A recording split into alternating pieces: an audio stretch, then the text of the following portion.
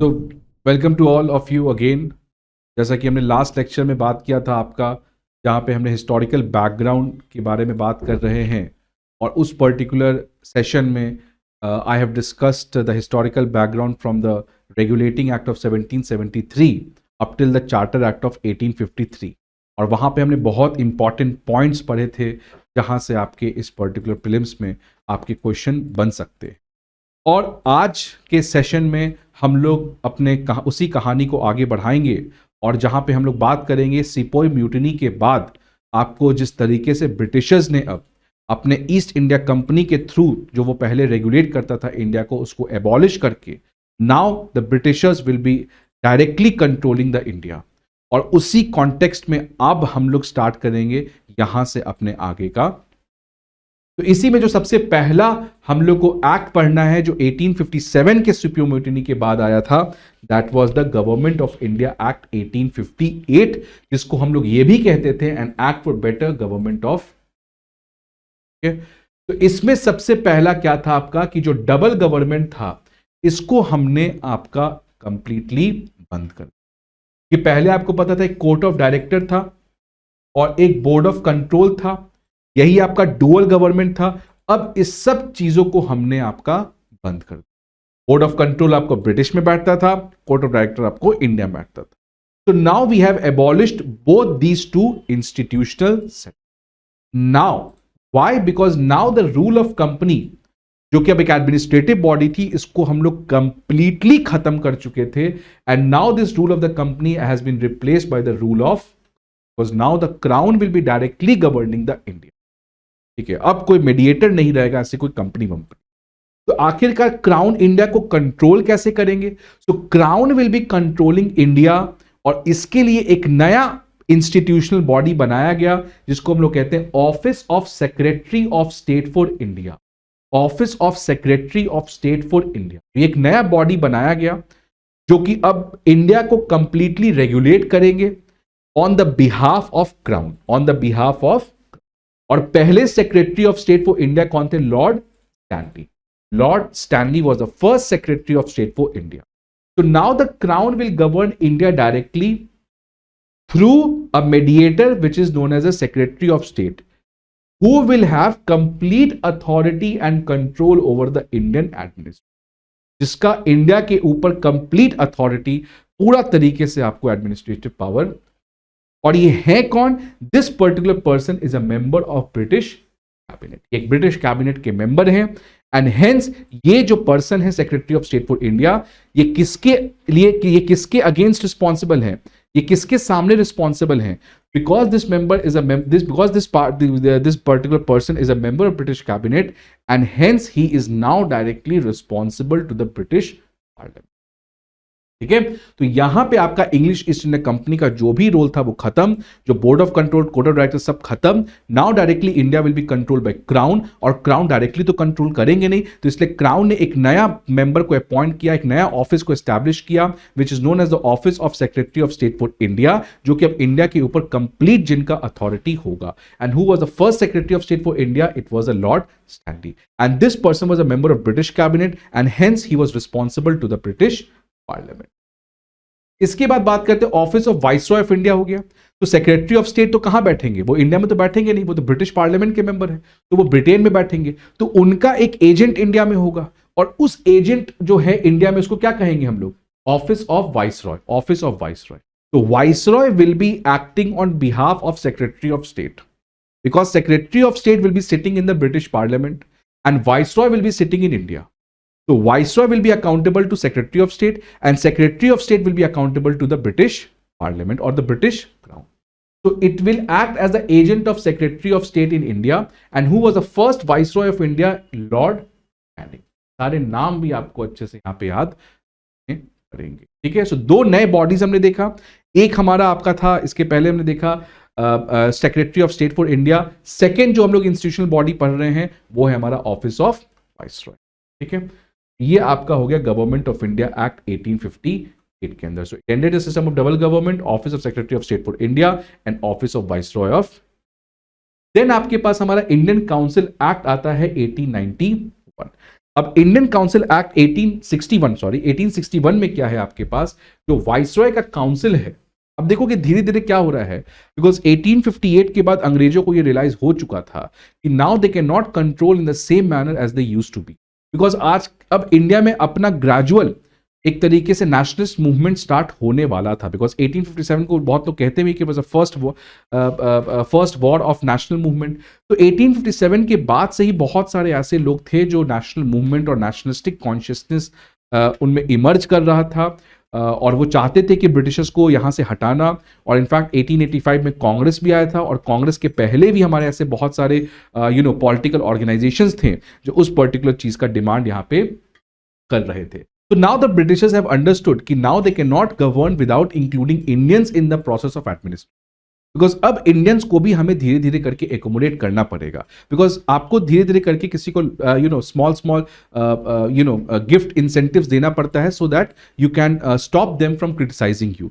तो ब्रिटिशर्स को समझ में आ चुका था कि अगर उनको एक लॉन्ग टर्म में रहना है तो अब वो आपको इंडियंस को भी इस प्रोसेस में इंक्लूड करना पड़ेगा। और कहां पे इंक्लूड करेंगे, इसके लिए जो वाइसरॉय का काउंसिल था, now this council is being gradually expanded. तो expansion of viceroy council, executive council में देखो पहले 4 मेंबर थे, now 5th member was added, and 5th member has to be a member of finance. तो हमने 4th member देखा था law member, 5th member the member has to be from the finance वाला thing. Legislative council, ये कब हुआ था separation, charter act of 1853 में, which led to the establishment of separation of power in India, which led to the beginning of parliamentary system in India. तो legislative council में अब additional 6 से 12 members और ज्यादा अपॉइंट किए जाएंगे, और viceroy could nominate some Indians as non official members. हमने देखा था पहले चार्टर एक्ट ऑफ 1853 में जो लेजिस्लेटिव काउंसिल थे, जिसमें एग्जीक्यूटिव काउंसिल के मेंबर्स थे और बाकी कुछ और मेंबर्स थे, लेकिन वो जो और मेंबर्स थे वो members have to be primarily official members. But यहां पे पहली बार ये कहा गया कि वाइसरॉय के पास ये भी पावर है कि वो लेजिस्लेटिव काउंसिल में जो एडिशनल मेंबर्स को ऐड कर रहा है, those members can also be non official members. तो ये पहली बार यहां पे नॉन ऑफिशियल मेंबर्स का इंडिया में रिप्रेजेंटेशन को लाने की बात। So Viceroy could nominate some Indians as non-official members, and in fact he nominated 3 Indians, Raja of Banaras, Maharaja of Patiala, and Sir Dinkar Rao. तो ये 3 पहले non-official members हमारे इंडियन सेंट्रल लेजिस्लेटिव काउंसिल के member बनते हुए नजर आ रहे हैं। यही देखोगे अब धीरे धीरे क्या होगा ना, कि एग्जीक्यूटिव काउंसिल में बोलेंगे इंडियंस, बोलेंगे कि हमें एंट्री दो, लेजिस्लेटिव काउंसिल में कहेंगे कि इसको एक्सपैंड करो और ज्यादा से ज्यादा नॉन ऑफिशियल मेंबर्स को लाओ। और अभी देखो ये जो नॉन ऑफिशियल मेंबर्स चुन के आ रहे हैं लेजिस्लेटिव काउंसिल में, क्या उनका कोई इलेक्शन हो रहा है? नहीं, वाइसरॉय इनको नॉमिनेट कर रहा है। धीरे धीरे देखेंगे कि लेजिस्लेटिव काउंसिल में जो मेंबर्स चुन के आ रहे हैं वो धीरे धीरे इलेक्शन के थ्रू आएंगे। अब उस इलेक्शन में कौन लोग वोट करेगा, पहले बहुत कम लोग वोट करेंगे, तो उसमें भी धीरे धीरे हमारा एक्सपेंशन होगा। तो ये सारे ट्रेंड्स को आपको समझना बहुत जरूरी होता है, तभी आप क्वेश्चंस को 100% कंफर्मिटी के साथ आप इसको कर सकते हो। तो यहां से आप 2 ट्रेंड के बारे में जरूर सोचना। पहला ट्रेंड हम लोग क्या बात करेंगे कि इंडियंस डिमांड करेंगे कि आप हमें एग्जीक्यूटिव काउंसिल में मेंबर दो, मतलब आप हमें ब्रिटिश गवर्नमेंट जो है इंडिया में उसमें एक मिनिस्टर बनाओ, वो ये कहना चाह रहे हैं। लेजिस्लेटिव काउंसिल में हमने देखा कि लेजिस्लेटिव काउंसिल में पहले केवल ऑफिशियल मेंबर्स थे, अब देखा पहली बार कुछ नॉन ऑफिशियल मेंबर्स जो कि इंडियंस थे उनको भी हमारा लाया गया। बट ये जो मेंबर्स अभी ऐड हो रहे हैं लेजिस्लेटिव काउंसिल में, they are not via the election process, rather they are nominated by the viceroy. तो धीरे धीरे इंडियंस डिमांड करेंगे कि आप इंडिया में इलेक्शन के प्रोसेस के थ्रू अब लेजिस्लेटिव काउंसिल में मेंबर्स को फिल करो। फिर इलेक्शन ब्रिटिशर्स ले आएंगे, लेकिन इलेक्शंस कौन वोट कर पाएगा, वो बहुत लिमिटेड क्लास होगा, जिसके पास कुछ प्रॉपर्टी होगा, जो एजुकेटेड होगा। फिर इंडियंस मांग करेंगे कि नहीं, इसको यूनिवर्सल एडल्ट फ्रेंचाइजी की तरफ ले जाओ। तो हमने देखेंगे जो पर्सन जो वोट कर पा रहे हैं अब उसमें भी ग्रेजुअली आपका एक्सपेंशन होगा। तो ये सारे ट्रेंड्स अब आपको इंडियन काउंसिल एक्ट 1861 के बाद से लेके 1935 में हमें देखने को। के बाद देखो एक और इंपॉर्टेंट स्टेप हुआ यहाँ पे, इंट्रोडक्शन ऑफ पोर्टफोलियो सिस्टम। होता है ना कि ministry of finance, ministry of home affairs, ministry of defence. तो अब हमारे पास इस तरीके से जो वाइसरॉय का एग्जीक्यूटिव काउंसिल था उसमें सबको पोर्टफोलियो में हमारा बांट दिया।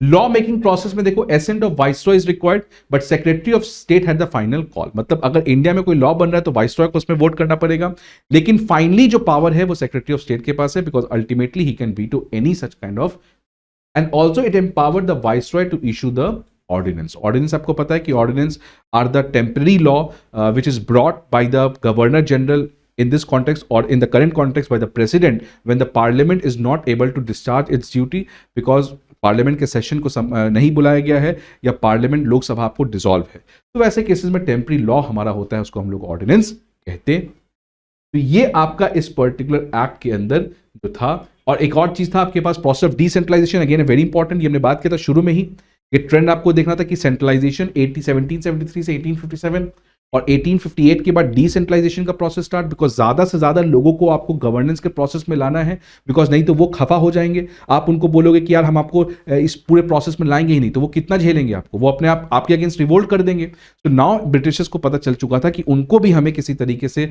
पावर और इस पूरे गवर्नेंस के प्रोसेस में शामिल करना पड़ेगा, एंड हेंस डिसेंट्रलाइजेशन का प्रोसेस 1858 के बाद स्टार्ट हुआ, जिसके अंदर restoration of legislative power to Bombay and Madras presidency यहाँ पे, establishment of new legislative councils also happened for Bengal, Northwest Frontier Province जो भी पाकिस्तान में है, and also for the, तो अब देख सकते हो हमारे पास धीरे धीरे ब्रिटिशर्स जो है वो इंडियंस को कंसेशन देना स्टार्ट करेंगे, बिकॉज अब उनको समझ में आ चुका है कि सिपोई म्यूटिनी कभी भी हो सकता है और बड़े लेवल पे हो सकता है, इसलिए किसी ना किसी तरीके से इंडियंस को इस पूरे प्रोसेस ऑफ गवर्नेंस, पूरे प्रोसेस ऑफ एडमिनिस्ट्रेशन के अंदर लाना पड़ेगा, so that they should not think कि that they completely excluded out of this whole process. और धीरे धीरे नेशनलिस्ट मूवमेंट भी जो है वो हमारा आपका काफी तेज रेट से हमारा इमर्ज कर रहा है इंडिया के नेशनल लेवल। तो इंडियन काउंसिल एक्ट ऑफ 1861 में, again if you have to revise, then expansion of Viceroy Council, finance member, fifth member, legislative council में Indians as non-official members, however nominated, कौन-कौन से 3 Indians nominate हुए थे, introduction of portfolio system, Viceroy to issue ordinance, Secretary of State had the final call, process of decentralization, restoration of legislative power to Bombay and Madras presidency, and new legislative councils हमारे यहाँ पे। Then आपके पास Indian council act of 1892 आया था। अब आपको ये पहला ऐसा एक्ट था जो कांग्रेस के सरकार के कांग्रेस पार्टी के बनने के बाद आया था, बिकॉज इंडियन नेशनल कांग्रेस जो है वो 1885 में बनी थी, और उसके बाद पहला एक्ट, क्योंकि आपको पता है कि उस समय कांग्रेस में मॉडरेट्स लोग थे, और मॉडरेट्स लोग अब काफी ज्यादा डिमांड को अपना स्ट्रॉन्ग कर दिए थे। They were following the means of 3P का मेथड फॉलो कर रहे थे, प्रेयर, पेटिशन एंड प्रोपोगेंडा। तो किस तरीके से कॉन्स्टेंटली ब्रिटिशर्स को फोर्स कर रहे थे, लॉबी कर रहे थे कि आपको इंडियंस के लिए रिफॉर्म लाना पड़ेगा। तो ये पहला रिफॉर्म था कांग्रेस के आने के बाद, जिसको हम लोग इंडियन काउंसिल एक्ट ऑफ 1892 कह रहे हैं। अगेन वही ट्रेंड देखो कंटिन्यू है इसमें, increase in the number of non official member. तो नॉन ऑफिशियल मेंबर से अब वो धीरे धीरे करके आपके बढ़ रहे हैं, central as well as provincial legislative councils, but सारे में, चाहे वो सेंट्रल लेजिस्लेटिव काउंसिल हो जाए, चाहे वो आपको प्रोविंशियल लेवल पे लेजिस्लेटिव काउंसिल हो जाए, ऑल्दो नॉन ऑफिशियल मेंबर्स को इंक्लूड किया जा रहा था, बट अभी भी इन लेजिस्लेटिव काउंसिल में मेजॉरिटी किसकी थी? Official members. अभी भी जो मेजॉरिटी थी वो आपकी ऑफिशियल मेंबर्स की ही, ठीक है। Then it strengthen the legislative councils को और ज्यादा स्ट्रेंथ किया गया, power to discuss budget and ask questions to the executive. जो अभी हम लोग कहते हैं अभी currently, collective responsibility of the executive lies with the parliament in general and to the Lok Sabha in particular. या पढ़ोगे अपने पॉलिटी वाले में, या हम लोग पढ़ेंगे, इसको रिवाइज करेंगे, right. So it strengthen the legislative council, that means the power to discuss budget and ask the question to executive, ठीक है। सो यहां पे आपका ये चीज हमारा यहां पे clear. Then system of indirect election. अब देखो पहली बार जो नॉन ऑफिशियल मेंबर्स हैं, पहले केवल इनको वाइसरॉय नॉमिनेट करता था, बट अब यहां पे क्या देखने को मिल रहा है कि जो इनडायरेक्ट इलेक्शन का एक सिस्टम है वो यहां पे अब हमारा स्टार्ट हो रहा है। It provided for the nomination of sub non official members of the, अब कुछ नॉन ऑफिशियल मेंबर्स जो हैं वो हमारे इनडायरेक्ट इलेक्शंस के थ्रू सेलेक्ट होके आएंगे। इसमें पहला देखो, ए सेंट्रल लेजिस्लेटिव काउंसिल में by viceroy on the recommendations of provincial legislative council and the Bengal chamber of commerce. तो अगर सेंट्रल लेजिस्लेटिव काउंसिल में जो नॉन ऑफिशियल मेंबर्स आएंगे, जो इनडायरेक्ट इलेक्शन के थ्रू आएंगे, तो इनडायरेक्ट इलेक्शन का मतलब क्या होता है? जैसे आज इंडिया में इनडायरेक्ट इलेक्शन किसका होता है? प्रेसिडेंट का, member of parliament of Rajya Sabha का। तो इनडायरेक्ट इलेक्शन में क्या लोग डायरेक्टली वोट करते हैं? नहीं, लोगों के द्वारा चुने गए प्रतिनिधि वो वोट करते हैं हमारे बिहाफ पे। तो वैसे यहां पे अगर मान लो सेंट्रल लेजिस्लेटिव काउंसिल में किसी को जाना है, तो उसको कौन चुन के भेजेगा? उसको प्रोविंशियल लेजिस्लेटिव काउंसिल्स के मेंबर चुन के भेजेंगे। मतलब क्या लोग चुन के भेज रहे? नहीं। who are going to select them? The members of the provincial legislative council. मतलब क्या ये डायरेक्ट इलेक्शन है? डायरेक्ट इलेक्शन का मतलब when the people are directly voting. No. तो यहां पे लोग डायरेक्टली वोट नहीं कर रहे हैं, लेकिन वोट कौन कर रहा है? जो already member of provincial legislative council हैं वो वोट कर रहे हैं। जैसे अभी हमारा एमपी ऑफ राज्यसभा है, तो एमपी ऑफ राज्यसभा को कौन चुनता है? जितने भी हमारे एमएलएज हैं स्टेट लेवल पे, है ना, जितने भी एमएलएज हैं वही तो चुन के भेजते हैं एमपी ऑफ राज्यसभा। इसको क्या कहें? Indirect election. तो वैसे ही वहां पे भी क्या हो गया कि जो लेजिस्लेटिव काउंसिल में मेंबर होंगे उनको कौन चुन के भेजेगा? जो ऑलरेडी मेंबर है प्रोविंशियल लेजिस्लेटिव काउंसिल्स। और साथ साथ बंगाल चेंबर ऑफ कॉमर्स एक बहुत इंपॉर्टेंट लॉबी प्रेशर ग्रुप था, तो उसके इसमें भी इलेक्शन होगा बंगाल चेंबर ऑफ कॉमर्स में, और इसके इलेक्शन होने के बाद इसमें से कुछ मेंबर्स को सेंट्रल लेजिस्लेटिव काउंसिल भेजा। Similarly we talk about the provincial legislative council, तो यहां पे कौन अपॉइंट करेगा? By governor on the recommendations of. अब इनडायरेक्ट इलेक्शन कहां होगा? म्युनिसिपैलिटीज में इनडायरेक्ट इलेक्शन होगा, यूनिवर्सिटीज में इलेक्शन होगा, और वहां से लोग चुन के भेजेंगे प्रोविंशियल में। ट्रेड एसोसिएशंस, जमींदार एंड द चेंबर्स। चेंबर्स का मतलब एक तरीके से डिफरेंट ग्रुप्स हैं जो कि आपको इकोनॉमिकली असाइंड है। जैसे फॉर एग्जांपल कॉमर्स के लिए हो सकता है, मर्चेंट्स के लिए हो सकता है, एंड अदर थिंग्स, राइट। तो this is the system of indirect election, ठीक है। सो पहला स्टेप क्या हुआ आपका? एग्जीक्यूटिव काउंसिल, लेजिस्लेटिव काउंसिल दो नए बनाना। फिर लेजिस्लेटिव काउंसिल में आपको केवल ऑफिशियल मेंबर्स थे, उसके बाद नॉन ऑफिशियल मेंबर्स लाना। फिर नॉन ऑफिशियल मेंबर्स जो थे उनको बढ़ाना। नॉन ऑफिशियल मेंबर्स को पहले अपॉइंट कौन करता था? केवल वाइसरॉय। अब पहली बार यह कहा गया कि जो नॉन ऑफिशियल मेंबर्स हैं उसको इनडायरेक्ट इलेक्शन के थ्रू चुना जाएगा। और इनडायरेक्ट इलेक्शन कैसे होगा, कौन कौन लोग चुनेंगे, आगे जाके देखेंगे। यही इनडायरेक्ट इलेक्शन बाकी जाके किसमें कन्वर्ट हो जाएगा? डायरेक्ट इलेक्शन में, डायरेक्ट इलेक्शन में। लेकिन उसमें भी डायरेक्ट इलेक्शन में क्या सब लोग वोट करेंगे? नहीं, कुछ लोग। उसमें फिर आगे जाके रिफॉर्म की तरफ हम लोग और ज्यादा जो वोट करने के जो लोग हैं उनको बढ़ाएंगे, and finally universal adult franchise की तरफ। Now we come to government of India acts. ये लास्ट 3 एक्ट आपके अगेन बहुत इंपॉर्टेंट होते हैं। एक है आपके पास government of India act 1909, second is the government of India Act 1919, and lastly we have the government of India Act 1935, which is the most important act in this particular chapter. तो अगर government of India act 1909 की बात करें तो उसको हम लोग Morley Minto reforms भी कहते हैं। जो मॉर्ले हैं वो हमारे उस समय के सेक्रेटरी ऑफ स्टेट थे, और जो मिंटो हैं वो उस समय हमारे पास इंडिया के वाइसरॉय। अब इसमें देखो क्या हुआ, लेजिस्लेटिव काउंसिल में अगेन साइज को बढ़ाया गया। It strengthen the parliamentary system, that means the legislative council members could ask supplementary questions to the executive. मतलब अगेन कलेक्टिव रिस्पॉन्सिबिलिटी, ठीक है। It retain the official majority. अब देखो हमने बात किया था कि जो नॉन ऑफिशियल मेंबर्स थे उनका स्ट्रेंथ को लेजिस्लेटिव काउंसिल में बढ़ाया जा रहा था, बट अभी भी मेजॉरिटी किसकी थी? ऑफिशियल मेंबर्स की। अब यहां देखो अगेन एक इंपॉर्टेंट चीज क्या हुआ, it retain the official majority in the official, मतलब ऑफिशियल मेंबर्स की majority in the central legislative council. However at the provincial level, at the provincial legislative council non official majority भी अब आपका हो सकता।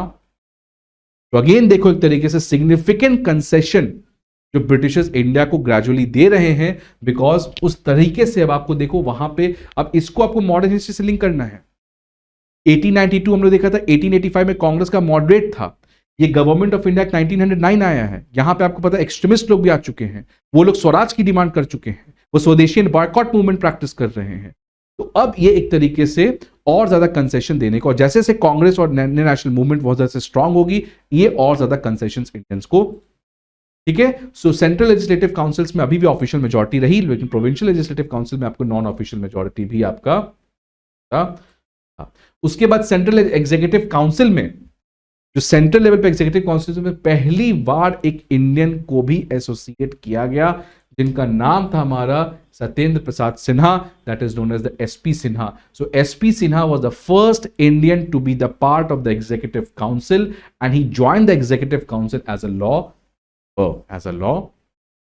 और एक और बहुत दुखद या बहुत ही आप जिसको जिस वे में लेना है, कॉम्युनल इलेक्टोरेट की प्रैक्टिस यहां से हमारी स्टार्ट होती है। अब इसका कॉन्टेक्स्ट अगेन आपको पता है, बंगाल को बांटना, फिर बांटने का प्लान कैंसिल कर दिया गया, इसलिए मुस्लिम को खुश करने के लिए कॉमनल इलेक्टोरेट की प्रैक्टिस लाई गई, जिसको हम लोग कहते हैं the start of the divide and rule policy by the Britishers. और we also call at that this communal electorate was the beginning of the partition, मतलब वो जो बिगिनिंग है, जो पार्टीशन जो फाइनली हुआ, उसका बिगिनिंग कहां से होता है? So this particular thing was the beginning. यहां से एक मुस्लिम और हिंदू का जो कॉन्शियसनेस है कि वो दो अलग अलग कम्युनिटी हैं, वो यहां से इंस्टीट्यूशनलाइज किया गया। ऑल्दो डिफरेंसेस पहले भी थे, बट उसको स्ट्रक्चर, उसको इंस्टीट्यूशनलाइज, उसको लीगल बेसिस इस पर्टिकुलर एक्ट के द्वारा देने का काम तो कॉमनल इलेक्टोरेट में सेपरेट इलेक्टोरेट फॉर मुस्लिम्स यहां पे दिया गया। So this is again a very very important topic. ठीक है, तो ये तीन चीज यहां पे है आपके। ठीक है, लेजिस्लेटिव काउंसिल में यहां पे इंपॉर्टेंट पॉइंट क्या है आपके पास? ये ऑफिशियल मेजॉरिटी वहां पे, नॉन ऑफिशियल मेजॉरिटी यहां पे लाओ। सेंट्रल एग्जीक्यूटिव काउंसिल में पहले मेंबर इंडियन एसपी सिन्हा को एसोसिएट किया गया और सेपरेट इलेक्टोरेट फॉर मुस्लिम्स। फिर आते हैं हम लोग गवर्नमेंट ऑफ इंडिया एक्ट 1919, जिसको हम लोग मॉन्टेगू शेम्सफोर्ड रिफॉर्म भी कहते हैं। Again Montagu was the secretary of state and Chelmsford was the viceroy of the. अब इसका कॉन्टेक्स्ट आपको याद रखना है कि किस कॉन्टेक्स्ट में लाया गया है। इसका कॉन्टेक्स्ट है आपको मॉन्टेगूज डिक्लेरेशन 1917, बिकॉज अगेन 1919 में अब गांधी आ चुके हैं picture, non cooperation movement start हो गया है, तो ये सब चीजें आपको बैकग्राउंड में याद रखना है। ठीक है, तो यहां पे हमारा काम नहीं है, वो आपको मॉडर्न हिस्ट्री में पढ़ाया जाएगा, बट यहां पे I am just trying to give you a brief contextual picture so that you can appreciate what you going to understand over here. तो कॉन्टेक्स्ट में मॉन्टेगूज डिक्लेरेशन 1917 में लाया गया, और इस डिक्लेरेशन में क्या कहा गया कि सेक्रेटरी ऑफ स्टेट जो थे, he made a historic declaration in the British parliament. वो एक हिस्टोरिक डिक्लेरेशन दिए ब्रिटिश पार्लियामेंट में, और वो क्या कहें कि Britishers will attempt to introduce gradually self-governing institutions and responsible government in India. ठीक है, Britishers will be gradually introducing self-governing institutions and responsible का मतलब a government which is accountable to the people of India, not accountable to the Britishers. Rather, जो सरकार है वो लोगों के प्रति अकाउंटेबल हो, इंडियंस के प्रति अकाउंटेबल हो। तो gradual introduction of self governing institutions and responsible government in India. So very very important declaration. और इसमें प्रोविजन देखो क्या है, डिवीजन ऑफ सब्जेक्ट्स, पहली बार यहां पे सेंट्रल और प्रोविंशियल सब्जेक्ट्स को बांट दिया गया, और एक इंपॉर्टेंट चीज यहां पे लाया गया, that is known as the dyarchy at province. Dyarchy at province का मतलब डुअल गवर्नमेंट।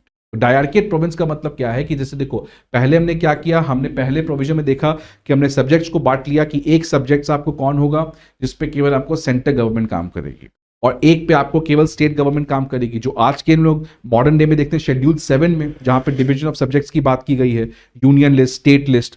तो वैसे यहां पे भी आपको क्या किया गया, डिवीजन कर दिया गया। अब जो स्टेट लिस्ट के सब्जेक्ट थे, जो प्रोविंशियल सब्जेक्ट्स थे, उनको फर्दर दो में बांट दिया गया।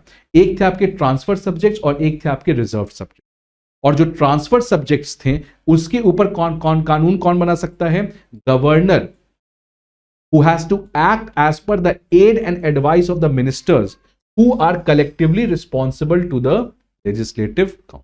तो आज हम लोग देखते हैं, जैसे आज होता है कि president has to make law as per the advice tendered by the council of ministers who are responsible to the Lok Sabha और टू द पार्लियामेंट।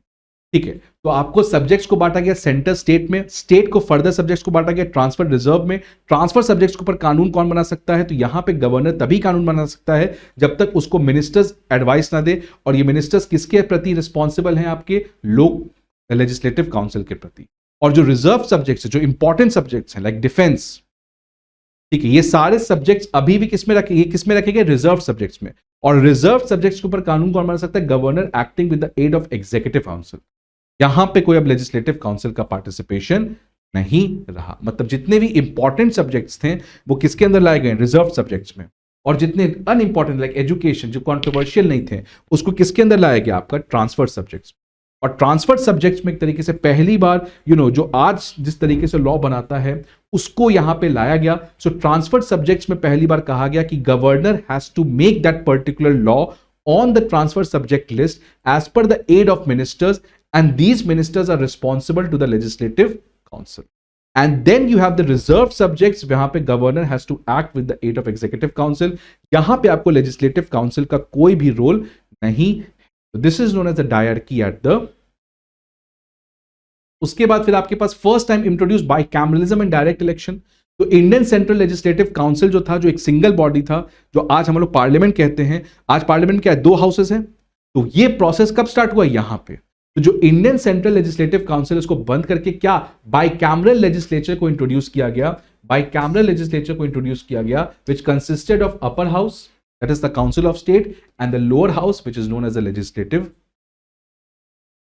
ठीक है, so again a very very important thing आपको यहां पे याद रखना है कि जो इंडियन सेंट्रल लेजिस्लेटिव काउंसिल था, उसको बंद करके 2 भाग में बांट दिया गया, बाइकैमरलिज्म, जो आज भी हम लोग इंडिया में देखते हैं। तो अगेन प्रीलिम्स में क्वेश्चन आएगा, bicameralism was introduced in India when, under which act. ठीक है, both houses enjoyed similar power except in the matter of finance. अभी भी आपको पता है कि Lok Sabha is equal to Rajya Sabha, और in the case of money bill, Lok Sabha gets much more power. Majority of members in both houses have to be chosen by direct election. अब देखो यहां पे इनडायरेक्ट इलेक्शन से कहां बढ़ गए हम लोग, डायरेक्ट इलेक्शन। बट क्या direct election universal adult franchise पे था, नहीं, it was based on the limited franchise. और कौन कौन लोग वोट कर सकते हैं उस डायरेक्ट इलेक्शन में, on the base of property, tax और this is very very important, bicameralism, direct election, dyarchy, ये सब आपको तीनों यहां पे हमारे चल के आ रहा है। फिर हमारे पास वाइसरॉय के एग्जीक्यूटिव काउंसिल में again a very very important सिर्फ कि 6 मेंबर में से 3 कौन से होंगे, Indians, except the commander in chief. ये बहुत बड़ा कंसेशन यहां पे आपको दिया जाता है। और again important point, extension of communal electorate. पहले कॉम्युनल इलेक्टोरेट किसके लिए दिया गया था, मुस्लिम्स को, किस एक्ट के अंदर, गवर्नमेंट ऑफ इंडिया 1909 के अंदर।